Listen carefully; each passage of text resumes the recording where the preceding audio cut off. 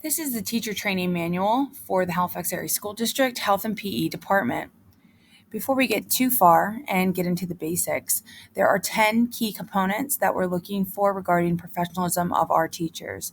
And so to start out, the basics, what's the first thing everyone sees when you walk in the door in the morning? And that's your appearance. You should be clean and well groomed, no stains, no wrinkles, no holes or rips, and no cutoffs. Please no denim unless it's a special event type of day. And one of the great things about being a phys ed teacher is the comfy attire, but we don't want to look frumpy. So pants, shorts, skirts, if you are teaching just health that day and you can wear a skirt, just make sure that they are appropriate and looking professional. No leggings or yoga pants. They're very tight and form fitting. Now, leggings with a sweater dress on a classroom health ed day, that is fine as long as your either longer shirt or sweater dress is covering your back end. Shirts and tops should have no holes or rips, no low cut neckline, no bare midriff, no bare shoulders. PE teachers obviously are getting to wear their athletic sneakers, and so all footwear should be appropriate, and no logos or sayings on clothing should be inappropriate. Visible tattoos and piercings should be minimal and appropriate for the school setting.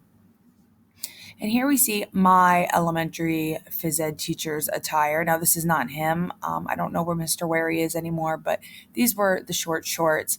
And our shorts length should be to just above the knee, right about the knee. And that is our students' dress code. And I expect teachers to be a role model for the students. And over here, my favorite character from Glee, we can see the phys ed tracksuit attire. So that is acceptable and professional looking. Conduct during school. When you arrive to school, you should be there on time and attending all your mandatory meetings and working your contractual hours. Cell phone use, just like we asked the students, really should only be occurring for personal matters during your prep and or during your lunch. And so please avoid using your cell phone during instructional time unless of course it is for an instructional purpose. Social media use for personal matters should be during your lunch only. Avoid using any foul or inappropriate language or behaviors while on school property, and please follow all school board policy regarding professional conduct and teacher expectations. We'll be doing some activities looking through these materials, but I just have that on every slide because I can't cover every single thing that's listed in there. And so it's really going to be your responsibility to, in addition to my key components that I want to cover, that you are able to follow and understand the school board policy. Conduct outside of school, avoid alcohol and tobacco used in areas or establishments where students can view you, and avoid using any foul or inappropriate language or behaviors where students can view or hear you. Social media use obviously is your personal choice, but it should still reflect a professional. Even though you have students blocked, you still do not want to have references to alcohol, tobacco, or drugs, and especially in a way that is, promoting just unethical or immoral behaviors with it. And you don't want it to use your social media to air grievances with your employer, parents, or students. Again, follow the law, don't do anything criminal or engage in illegal behaviors, and as always, follow the policies set by the school. Now, one of the key things with teachers is we are just all day long having interactions. So, one of the important components that we're looking for here is that we have proper interactions with students, parents, and colleagues. So, how does that look? Well, I kind of just Googled, I think I put in teacher conduct, and this is what popped up. I didn't even put good or bad. I just put teacher conduct, and this is what popped up. So, I just screenshot four scenarios right there. Boom, boom, boom, boom, boom. I didn't even piece it together. I just chunked it, threw it on here. So, obviously, one of the first things is just remembering your role as a teacher, as an educator. So, you want to maintain proper, healthy boundaries with all your students. You're there to educate and lead, and they're there to learn. And that is that. So it's really simple. Don't make it any more or less than what it is. You can be caring and compassionate and but you still are their teacher. So you just need to remember that. You need to enforce classroom and school rules fairly and consistently. All electronic communication with the student should be done through the school email or LMS unless you get approved by a supervisor. All language and behaviors towards students should be appropriate and professional, and as always, follow the school board policies.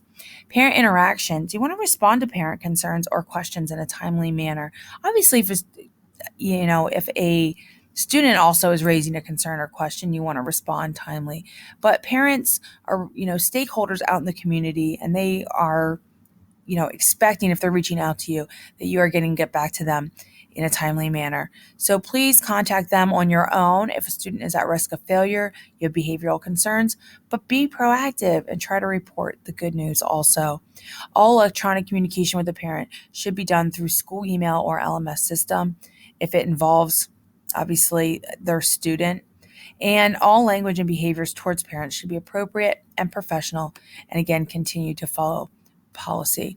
Colleague interactions. Do not engage in gossip about coworkers. You don't want to do this with other coworkers, and you don't want to do it to or around students. All electronic communication with a coworker that is work related should be done through our school email or LMS, and all language and behaviors towards coworkers should be appropriate and professional. And a huge thing here is just collaborate, work with your colleagues and support them. And again, follow all school board policies. Now we're going to look at some more specific teaching competencies.